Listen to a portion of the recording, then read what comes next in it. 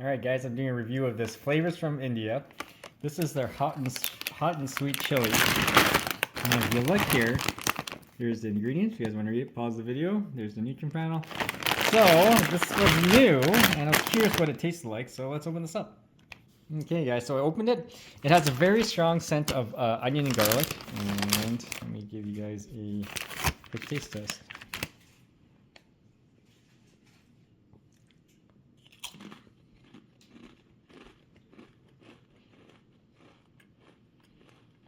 Okay, so